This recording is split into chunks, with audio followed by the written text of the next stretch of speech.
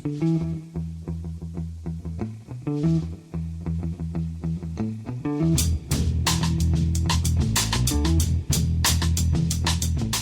and welcome to The Price of Football, the show that looks at the money behind the beautiful game with me, Kevin Day, and Liverpool University's Kieran Maguire, who we can see each other now on this new recording platform. He's hopping foot to foot. It's only hours away from Brighton's first adventure in Europe. Kieran, how are you feeling now? Well, I'm pretty good, but I've had to go and buy a new pair of shoes, which has upset me somewhat. Because Finley, whenever somebody comes to the door, he gets very excited and he goes and fetches one of my shoes and he runs around with it because I think he wants to try to avoid sort of giving a puppy bite to anybody. So he sort of tries to have something in his mouth so that he can't. And he also likes to show off that he can pick up shoes.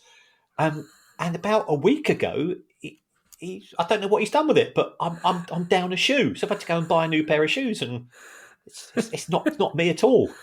It's not much of a dog show off work, Kieran, is it? Look, I can carry a shoe. That's what he's that sort of dog. He's designed to carry things, isn't he? In his mind, he's a gun dog. Yes, in his mouth. And what happens when the man arrives to deliver your shoes? Well, I'll grab the box from him, and perhaps he can have the other shoe. I've only got one pair of shoes, so it caused me a huge crisis. You have not only got one pair of shoes. Well, I've got a pair of Wellington boots walking for when it's raining. I've got a pair of shoes, and I've got a pair of trainers for the gym, and that's it. I'm sure the Baroness would love to take you shoe shopping, Kieran, and I can imagine how long your attention span would last. I'm trying to imagine how long our listeners' attention span has lasted already with 2 minutes of off-the-cuff banter about dogs and shoes. Of BAFTA-destroying content. It's Newsday, Kieran. We won't keep you too long, as I know you're excited about tonight, and rightly so. And I've decided that's the last time I'm going to be generous about the whole thing. I'm popping out myself to buy a EK Athens bobble hat, if there is such a thing. A couple of big news stories, Kieran, and the first one involves one of the biggest clubs in Europe. Yes, this is a strange one in the sense that it's to do with Paris Saint-Germain. And I hadn't spotted this, and it's clearly something which has gone under the radar. But during the summer 23 window, they sold players for around about 85 million, and that's fine. And we also know that Lionel Messi has left and so on. But they sold teams for 85 million to clubs in Qatar, and of course, PSG themselves are owned in Qatar, and a lot of people have been saying, how on earth have PSG managed to keep within the UEFA financial fair play limits? If you've got Messi, Mbappe, and Neymar there, they're on huge salaries. So clearly they've got to shift some costs off. And yes, Neymar's now gone and Messi's gone and so on. But even so, the numbers didn't seem to add up. So the likes of Draxler, Verratti were sold, and people are going, are they playing football in Qatar? Yeah, because you get no news about it whatsoever. So there has been accusations made. It will come as no surprise that our very good friend Javier Tebas of La Liga has apparently gone apoplectic with regards to these sales, and saying he's got a real bee in his bonnet about PSG, and he's saying it's further evidence of a lack of integrity with regards to transfers. So UEFA, by all accounts, and there's been nothing confirmed from UEFA, so we're having to take this on through the likes of Marca, which is, as many people know, is the Real Madrid pet newspaper. UEFA are going to investigate to see whether these transfers are at market value or not. But what is the market value for a player? There's no right figure. So we'll have to wait and see with that one. But further indication of the machinations and the Machiavellian way that football works. My question, Kieran, sounds like the question of somebody who doesn't necessarily know what he's talking about, but that's my role on this pod, so I'm quite happy to answer it. It's where UEFA fit in with Qatar. Surely, if there's going to be a full investigation towards both clubs, it would have to be FIFA that did it. Qatar have got no obligation whatsoever to respond to a UEFA investigation, have they? So it's essentially PSG that are being investigated by UEFA rather than both clubs, I guess. Is that right? Yes, you're absolutely right in the sense that there is no equivalent of financial fair play in the Asian football leagues, which is perhaps just as well because there's quite a good Twitter account. I think it's called Get Saudi Football, Saudi Pro League News, and they put out the attendances in the Saudi Pro League each week. And this last weekend, they averaged 5,000, which is sort of League One, League Two. One match at 133 people attending, and you've got these players on eye-watering salaries. So there is no problem from the Qatari point of view.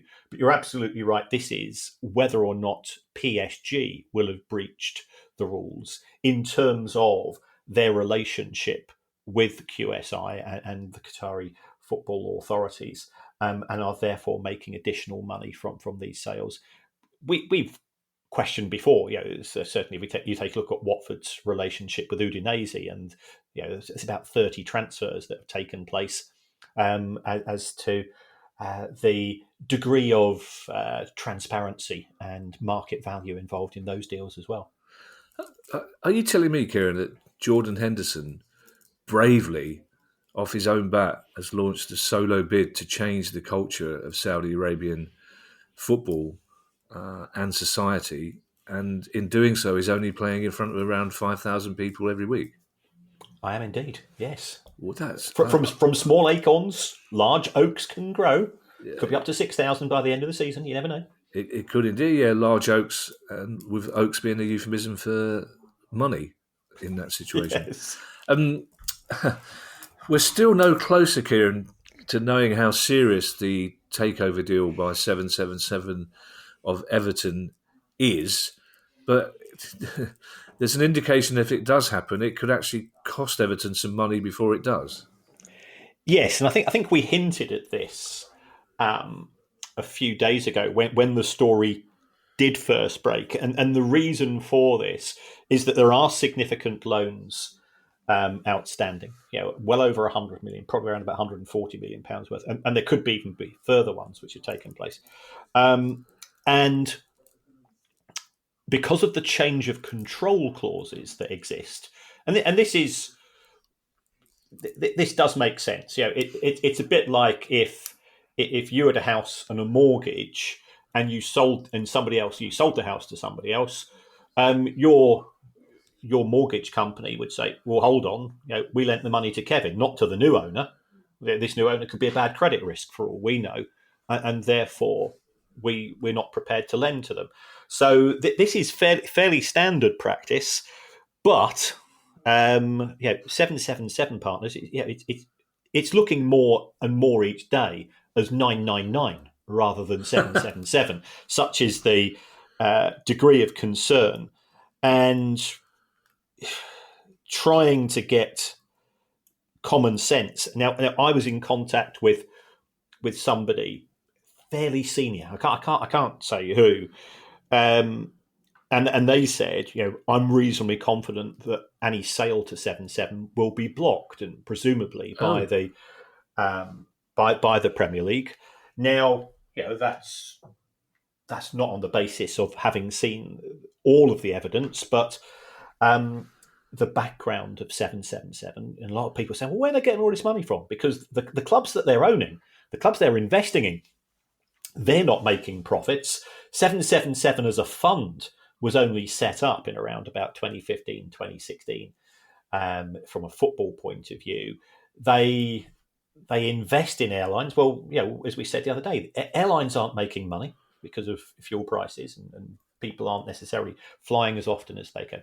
The only place that they appear to be making money from is something called structured payments, And this is again, it's sort of banker and finance speak for glorified payday loans. What happens is, because things are so litigious in the United States, quite often somebody will sue a hospital or a medical company or somebody else and be awarded a large payout. But what those payouts tend to do is, it could be that you've been awarded $25 million, but that's $1 million for each of the next 25 years in terms of, you've got a lawsuit against the hospital. Now, it could be that you've been injured and you need more than that $1 million. So this is where 777 come in. They say, well, you've got 25 payments of $1 million. Tell you what, we'll give you 10 million now. We'll give you 20 million now.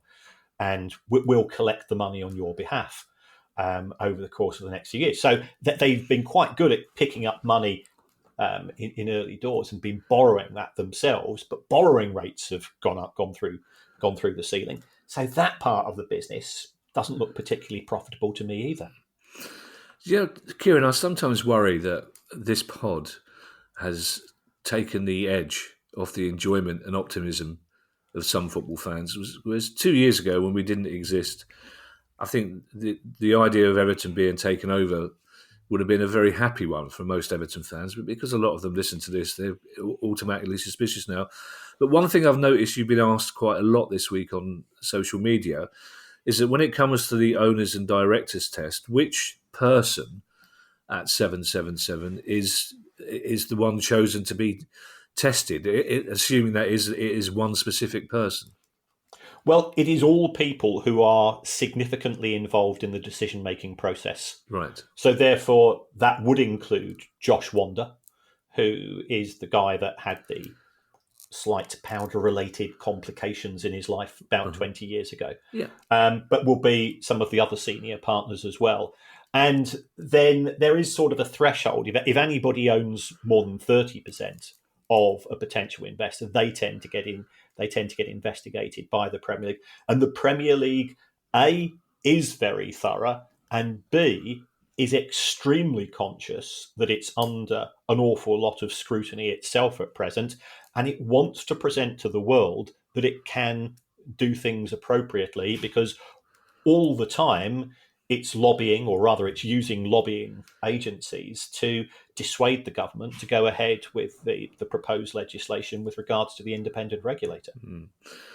Now, Kieran, back in the day, on a Saturday evening, around about 2:15, in somewhere like the Cat's Whiskers of blessed memory in Streatham, you and I were probably used to being third choice for someone in a hurry to get out of there. But I'm not sure that Reading will be entirely happy to be what seems to be the third choice of somebody looking to buy a club. Yes, this involves a gentleman called William Storey, and he has previously attempted to acquire Sunderland. And you've got to give a huge amount of credit to Sunderland fans here who did some digging into his background. William Storey has also been involved with a Formula One team where things, I think it's politely, didn't work out. He was sponsoring a Formula One team. I think it was Haas. He is an owner of, or a part owner of, quite a few companies, one of which is called Lightning Volt, and this is an energy drinks company. Lightning Volt is, for a drinks company, recently went into liquidation, which I find quite ironic as somebody that likes Companies House. But if you Google William Storey, Formula One, and fraud, you get a few stories coming up with regards to him. I'm not saying that those stories are true, because we're not cynics on the show. We try to approach everything with the positive aspect. He was also linked at Coventry City. So you would think that any existing owner with any common sense would say, let's avoid Mr. Storey, who he looks like one of the guys from ZZ Top. So he is quite hirsute. But owners and common sense don't always exist. So by all accounts, William Storey rocked up at the Select Leasing Stadium, Reading's new home. We still call them Majewski, of course, by all of us, Yeah. because we're football fans. And there's no doubt that the existing owner, and we've had people from the Reading supporters groups on the show, is extremely unpopular, doesn't appear to be keen to invest in the club. But William Storey is it's out of the it's out of the frying pan and into Satan's underpants in terms of just how hot it would be in terms of his track record. So I would imagine the EFL, if this does take any progress, the EFL have upped their game significantly, and we'll get some of the guys from the EFL onto the show shortly to explain how the owners and directors test and the new financial reporting rules, how it's been. I've been very impressed with the degree of forensic care that they take into protecting clubs from inappropriate people. Not that I'm saying William Storey is, but his track record's dreadful. Yeah, luckily the EFL started upping their game just after we finished the book. So all the stuff in the book is still perfectly valid. The trouble with Reading fans, Kieran, is that Dai Young is so unpopular with them that a lot of Reading fans will probably think, how much worse could it be? We might as well give the bloke who looks like he's from ZZ Top, as my dad used to insist on calling him, a fair go. I hope, Kieran, and I've said this 5 or 6 times about this story in the past. I hope that this is the last time we ever have to mention this dreadful story again about Cardiff City and Emiliano Sala. Yes. Emiliano Sala, a young man who tragically died in an aviation accident, crossing the Channel, having just signed for Cardiff. Was it 3 seasons ago now?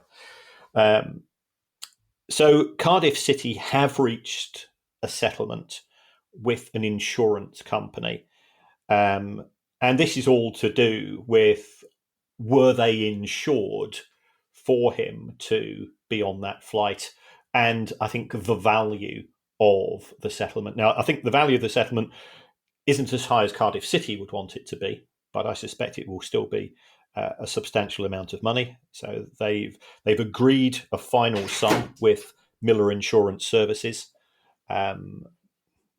This will be of no solace to his family, to those people who loved him, to his friends, and so on.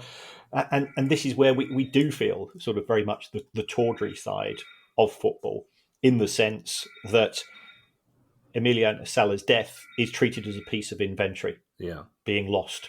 It's not that, and I'm sure that there is nobody at Cardiff that has taken any pleasure in any of this, or any way, shape, or form. But at times, the way that it's been conducted, with accusations between the two clubs and the player's agent and so on, some things are best kept private. And selective leasing, selective leaking from one party or another is just horrible. And I know that journalists, they're keen to dig out stories, and there is a case for saying that there is a public interest element to this. But historically, some of it, to me, just looked terrible. Can you reassure me, Kieran, that this is the end of the story now? It's the end of the story as far as this particular claim is concerned. I don't think we're at the end of the road with regards to the settlement of the fees between Cardiff and the French club. Right. Because I believe Cardiff have paid one instalment, and there are issues to do with the remainder. But I suspect, ideally it gets sorted and we don't get to hear about it. Yeah, and of course, it will never be the end of the story for the young man's family and friends. I should point out to people who are listening then that strange noise you may have heard was my home phone going off, followed by me jumping in the air, because it's been some years since the home phone went off, Kieran. I don't know, have you got a landline? I do have a landline, but I don't know my landline number. No, nor do I. Such is the lack of frequency, and also due to the fact that we do live in the middle of nowhere, so the signal's pretty rubbish anyway. Yeah, I think we probably need to explain to younger listeners what a landline is. Or a home phone. It's kind of like a big phone that you can't take out with you. Essentially, I mean, it pretty much explains it. Young people will go, well, what's the point of a phone you can't take out with you? You have to be indoors to listen to it. Yeah. I remember when we used to phone Ireland when I was a kid, you had to phone up the operator the day before and book a line. Because there was seemed to be only one wire going under the Irish Sea.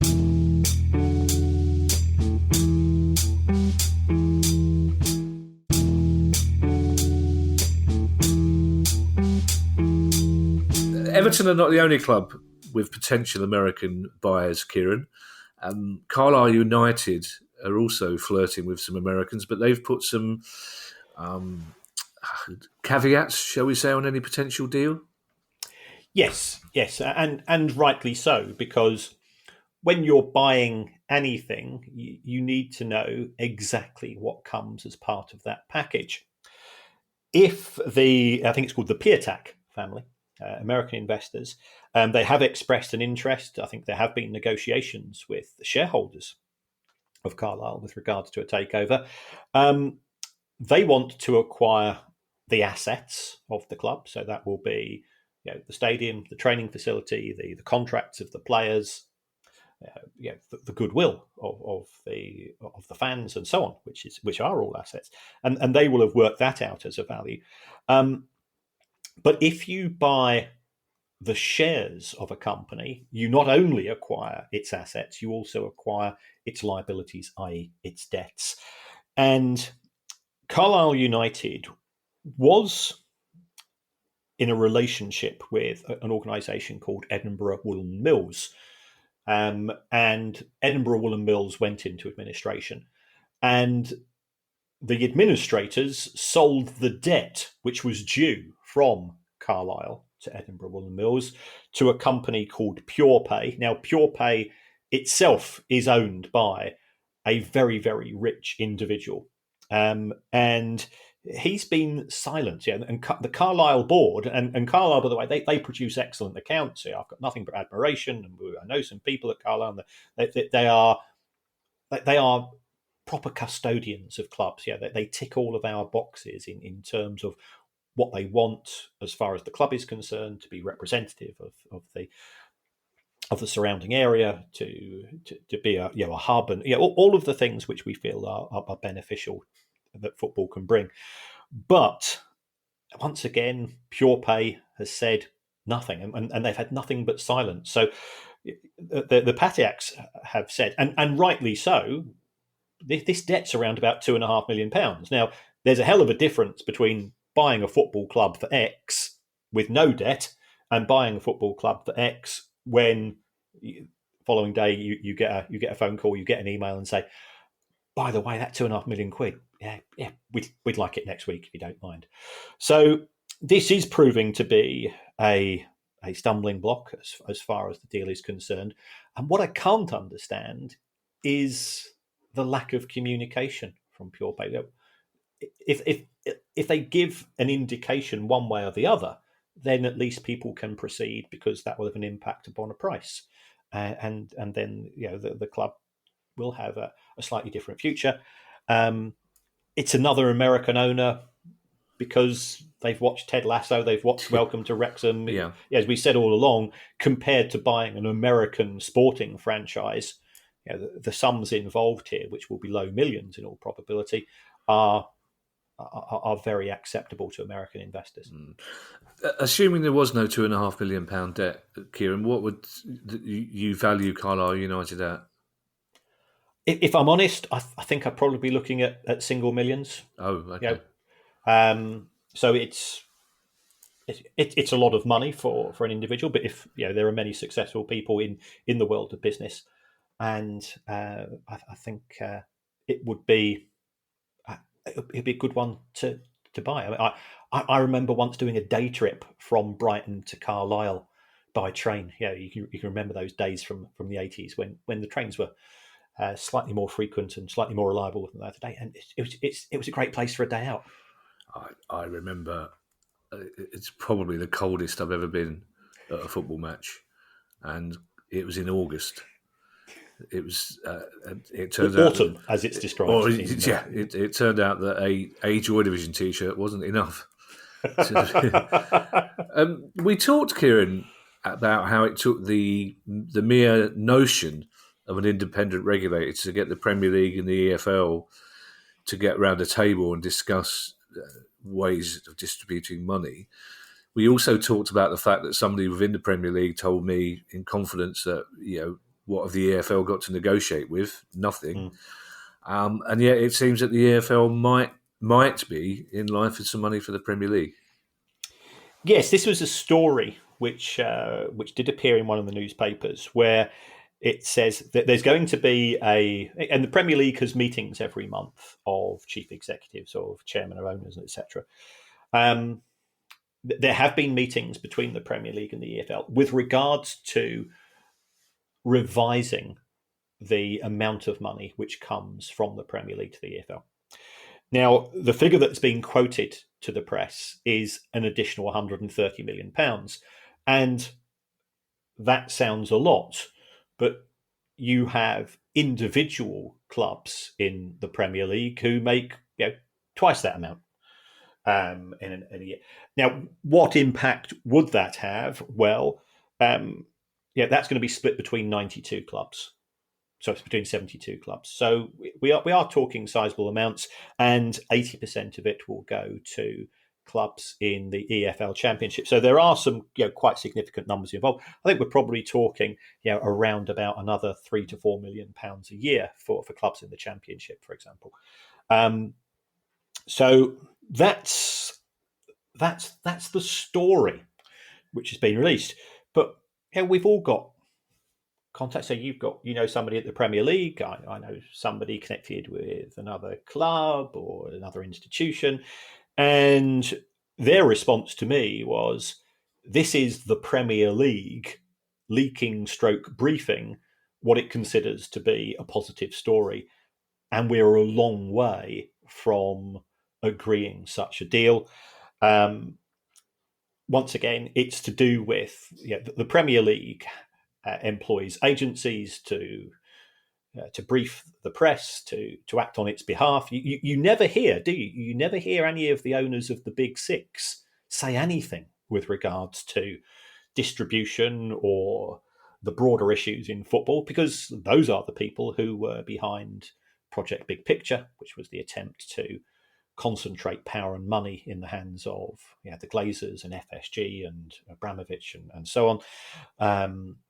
And it's left to the people from the smaller clubs, or we are now using PR agencies, some of which are really stroppy, because I get stroppy calls from them. I go, well, okay, I'm more than happily to. We've offered the Premier League on more than one occasion to come onto the show, and we are cuddly, aren't we? We've never asked a Paxman style question in our lives to anybody, because I'm firmly of belief that if somebody's a guest, then you don't say that your tie and underpants fail to match. Yeah, I quite agree. If my advice to you, Kieran, if you are having trouble getting rid of stroppy PR people, is just say to them, "I've only got one pair of shoes."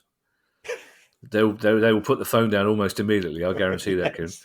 Kieran. In terms of our respective contacts, older listeners will remember the film Crocodile Dundee, of course, with the immortal line, "Call that a knife? This is a knife." If I were to show you my contact book, Kieran, you would respond in exactly the same way. Because between us, we have some 10,002 contacts. I have 2 contacts, essentially. Two postings from Scottish clubs, Kieran, which indicate the financial reality of life up there. Yes. First of all, Celtic announced their results for 22-23. They are magnificent. They are absolutely spectacular.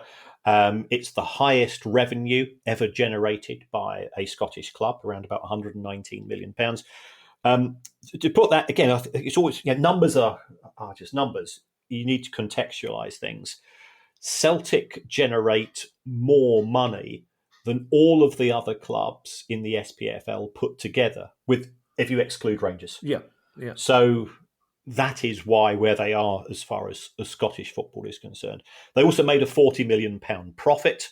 Again, that will be the highest profit ever generated by a Scottish club. Part of that was due to they sold Jota, but Celtic always sell a couple of players each year. Part of that was due to Ange Postecoglou going to Spurs. They got compensation for that. We don't know how much compensation it is because it's linked to an insurance claim, but those two figures together were £13.5 million, and I suspect that the majority of that would have been in respect of the coach moving. And my neighbour Paul, he's a Spurs fan. He says worth every penny, and all the Spurs fans that I talk to say, it's been quite transformative in terms of what they're seeing on the pitch. Superb figures. They've got cash in the bank. They've made profits. They've got revenues are up.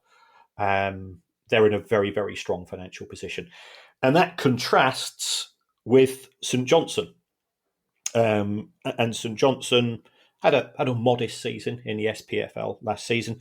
They lost money. They lost £1.5 million, and for a club that's only got average crowds of 5,000, losing 30 grand a week is pretty significant. And I think they're now going to be in a period of retrenchment, because if you're losing that type of money on an annual basis, somebody's got to go and find it in their back pocket. And there's a limited number. There's a limited number of sheikhs in Perth. Yeah. Ipswich Town, Kieran, planning a multi-million-pound rebuild of their training ground. Where's the money going to come from? This is coming from the owners. So we had was it Mark Ashton, wasn't it, from Ipswich on the show? Very good. A few months ago. They are in the Championship now, so that immediately increases their broadcast income from round about 1.5 million to around about 8. So they've got more money coming. They've clearly got more money going out because players will be having tiers, up tiered their wages, and they'll be recruiting players on Championship wages.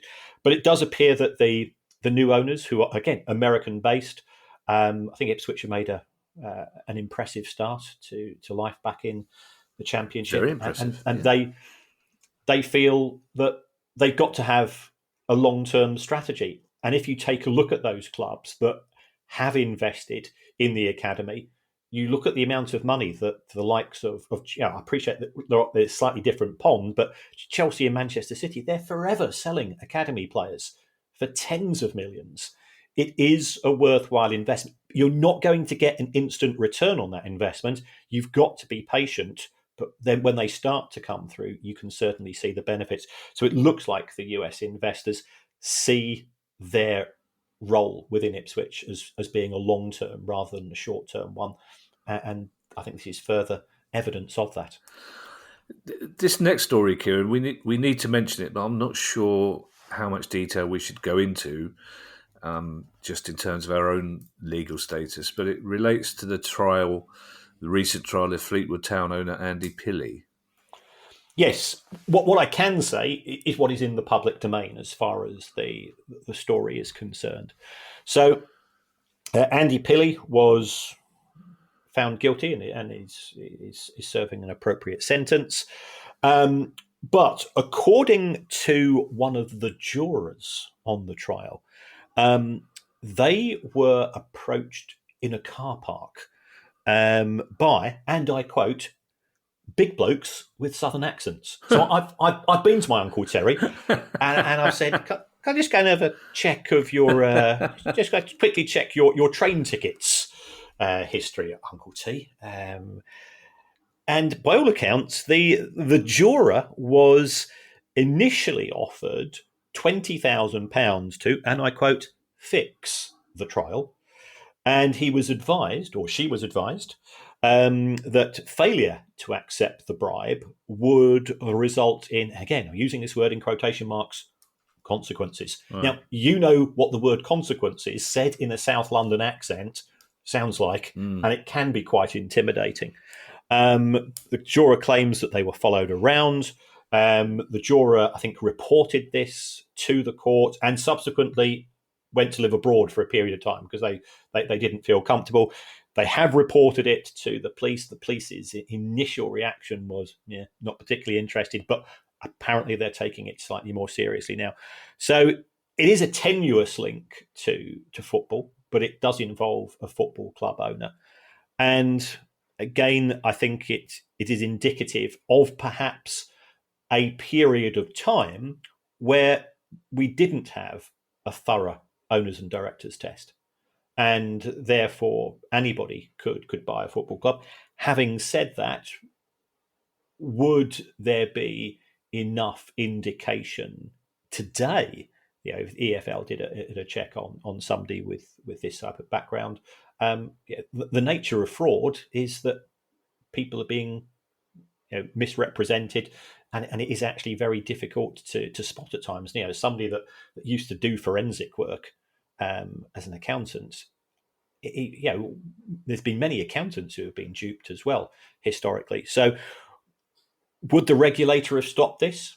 I'm not so certain. Would the EFL, under its existing rules, have been able to identify that there could have been some red flags? Again, I'm not so certain, and that's not a criticism of either of these bodies, because I think if it does go ahead, it will be positive. But it does show that football is a moth to a flame when it comes to people who want the kudos and the status, and sometimes their backgrounds aren't necessarily ones you want to be particularly proud of. Well, I mean, that sounds like a terrifying experience for the juror. But, another legal matter, the Asian Football Confederation, the entire Asian Football Confederation may find itself in court soon, but they're being sued. Yes, this is to do with MCOs, multi-club ownership arrangements. Under the Asian Football Confederation's own constitution, in order to preserve the integrity of the competition. And I think this is going to be a huge issue going forwards for FIFA, because if FIFA has its World Club competition, which we're having clubs from UEFA, Asia, South America, Africa, and so on, what happens if you've got an organisation which owns two clubs which go into that competition? And we've seen some of the issues arising in relation to UEFA. So, I think we mentioned a few days ago with Tony Bloom at Brighton and Villa's owners having to divest their investments. The City Football Group, which owns Manchester City, is the flagship. It does own two clubs which are in the Asian Football Confederation. It owns Mumbai City and Melbourne City, but they've never played each other yet because the Asia's a pretty big place, and the groups for the teams tend to be organised regionally. And Mumbai to Melbourne, you don't tend to get many away fans. Hopping on a train for that one. So that has been an issue. But I think what we now have with organisations such as PIF, which owns 4 clubs in Saudi Arabia, what happens if 2 of those clubs, for example, qualify for the Asian equivalent of the Champions League? That would cause potential consternation. And there have been, I think, complaints from clubs in Korea and Japan and so on to say, well, hold on, we want to make sure that when our clubs are entering, that there's not going to be the equivalent, and we always bring it up because we're old blokes, of Austria versus Germany many, many years ago, which to the untrained eye looked like a complete stitch-up to allow both clubs to proceed in the World Cup. I know you've got somewhere to go, Kieran, so we want to wrap up the last 2 stories, but I pause here just to say, Kieran, can you imagine the reaction if it had been me that said Asia is a pretty big place? I mean, with my lack of geographical knowledge, that's the sort of thing I would be pulled up on immediately But it's you can say it with impunity.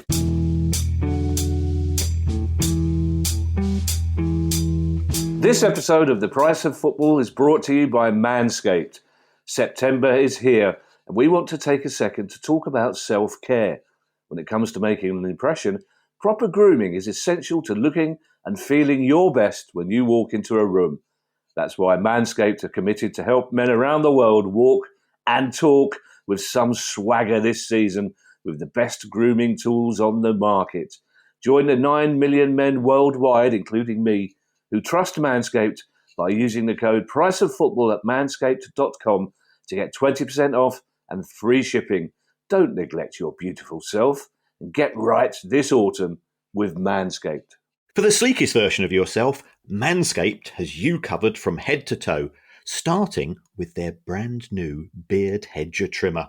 With one guard and 20 adjustable lengths, this device is the perfect travel companion, fit to take care of your mane wherever you are.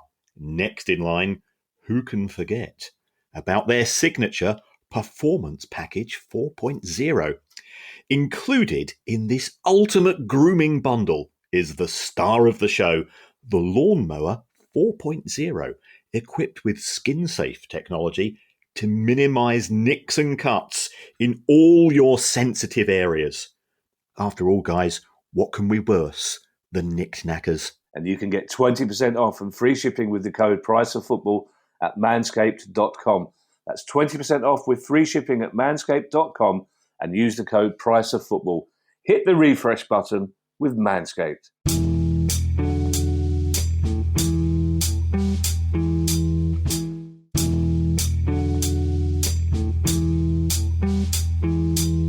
More legal shenanigans, Kieran, this time involving Cristiano Ronaldo. Yes, a man who's clearly in need of a few extra quid.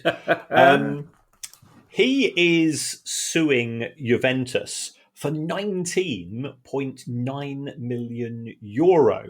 And this is because during COVID, Juventus, and we've explained this before, Juventus, it's a company which is listed on the Italian stock exchange, so therefore it's subject to additional scrutiny compared to most private companies. It had put out details of the players having to have pay cuts and pay deferrals. And Cristiano Ronaldo said, well, what Juventus has put out wasn't what I agreed to. And therefore, his legal representatives have said to Juventus, come on, guys, we were entitled to a bit more money. 20 million euros, which is about £16 million. It is a large amount of money. People will say he doesn't need it, but he will say whether I need it or not is a separate issue. I was contractually obliged to the money. Juventus, which has been subject to a points deduction because of the way that it's handled the overall wages issue, is sort of giving it the traditional, not me, Gov, but there'll be a settlement. I'm pretty certain. I like the fact that he's gone for 19.9 million, because to make it sound not quite as much as 20, in the way that I will occasionally come home and Ali will say, how much did you pay for that bit of rubbish? And I'll go, £19.99. Because I think I can get away with that. If I said 20 quid, I'd say, well, that's a lot of money, isn't it? But £19.99. Our final question. How many pints have you had tonight? less than 12? Yeah. How many pairs of shoes have you got? Less than 2. Less than 2, yeah, that's it. Our final question, Kieran, has the word collection in it, as the more astute listeners may know. It's about, there's a sale of football shirts going on, Kieran, owned by a mystery ex-England footballer from the 1990 World Cup. Now, I can only guess that might be the reason why Terry Fenwick was so keen to chase after Diego Maradona in that game, was just to get something to auction. But as he didn't get anywhere near him, it can't be him. That's absolutely right. And indeed, that shirt was acquired by Steve Hodge. Indeed. And it famously went for £7.1 million in auction last year. This is a series of shirts. I think there's 7 shirts including a shirt worn by Peter Shilton, which has been signed by all of the England players, which apparently the beneficiary of this shirt was given to him by Peter Shilton at the end of the match. So, yeah, we've got things such as Andy Townsend's shirt from when England played the Republic of Ireland, and Cameroon shirts, Germany, and so on. And they look magnificent, because the great thing about football shirts is that the older we get, the better we remember those shirts, because they were from iconic matches. The footballer has not been named, which he's perfectly entitled to. As you can imagine, the impact this has had on Twitter groups and WhatsApp groups, where people have now been watching the matches where England played against these opponents. Say, well, I know the name of the player's shirt, so therefore I'm going to look for the end of the match. So they're trying to get sort of old reruns of the big match revisited and so on to try to narrow it down. Players are perfectly entitled to do that, because what was a lot of money in 1990 quickly goes by 2023, and we all know that individuals' personal circumstances change. They look amazing. They just look amazing. And if somebody gets enjoyment and is willing to pay money for them, then so be it. I think the guide price for the 7 shirts between them is between 150 to 250,000 pounds. That could easily be exceeded, I suspect, overall, because they are so iconic of a pretty good tournament. Yeah, no disrespect to Andy Townsend. It was a nice chap, decent pundit, good player. He's not going to go for 7 million quid, is he? No. If you couldn't quite buy Diego Maradona's shirt, you're not going to console yourself again. Oh, I'll spend 6.5 million of that on Andy Townsend. But it is mainly a male thing, but our growing obsession with kits, and also the fact that people are getting nostalgic about sponsors now from the 80s and 90s is incredible. Thank you to everyone who's donated to the pod via our Patreon page. It's very kind of them, and it'd be very kind of you if you'd like to make a small monthly contribution to the pod as well. If you do, you get access to our chat community and our regular quizzes. Then you can go to patreon.com/priceoffootball. If you have a question you'd like answered on the show, email us at questions@priceoffootball.com. 3 dates have now been confirmed, as we said, for our Price of Football live show in the coming weeks. The Winter Gardens in Blackpool on October the 12th, which is doubling up as the book launch party. The Lowry Theatre in Salford on October the 22nd. And the Royal Yacht on Jersey on November the 7th. To get your tickets, go to priceoffootball.com, or you can go to the individual venues themselves. And finally, if you'd like to pre-order our new book, Unfit and Improper Persons, An Idiot's Guide to Owning a Football Club, or one of our other books, or get yourself a Price of Football t-shirt to wear to the Price of Football live gig, you can also find details on our website, which again is priceoffootball.com. We'll be back on Monday with our questions pod. In the meantime, I shall hand you over to Mr. Kieran Maguire for his customary farewell. Well, thank you, everybody, for your support for the show. We're really looking forward to these live events. We're hoping to have somebody from one of the local clubs at the Lowry. We're just waiting for formal confirmation of that as well. Somebody who's been on the show. There's a variety of ways in which you can support the show. And have we established, Kevin, whether the Royal Yacht in Jersey is a yacht? Well, do you know what? I didn't like to be the one that said that because A, people would think I was being dim, and B, I don't know what the attitude to people on Jersey is to saying things like, I'm still bruised and stung by calling Plymouth in Plymouth, Kieran. I'm not willing to take a risk on how touchy the people of Jersey are. I suspect it's a venue called the Royal Yacht. It might be. How excited would it be if it is the Royal Yacht? Last time I looked, the Royal Yacht was in Edinburgh, but it's a yacht, so it could move. And there is a sea between Scotland and Jersey, I believe. So Ace is a pretty big place. There is a sea between Scotland and Jersey. I'll have to look Yacht up move. We'll find out now, Kieran. We'll get a succession of tweets from people telling us whether or not it's the Royal Yacht. But let's crack on with how people can. Yeah, there is another way you can support the show, and that's to go onto your app It's to give us a review. It helps us in the charts. It helps us with credibility, according to producer Guy, who clearly hasn't listened to us recently. If he thinks that we've got any credibility whatsoever. But you could even say you would rather have the show presented by Hulk Hogan and Felicity Kendall.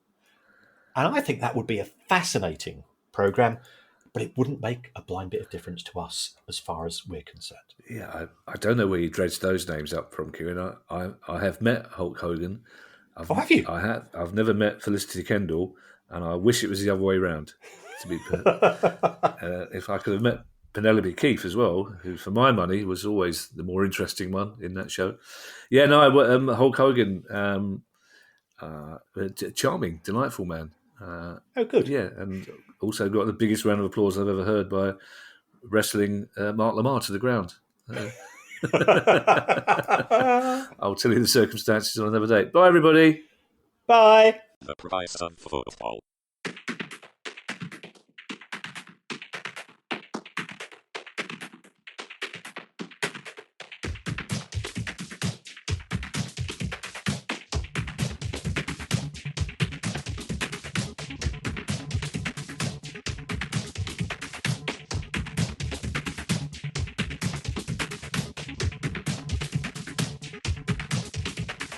The price of football.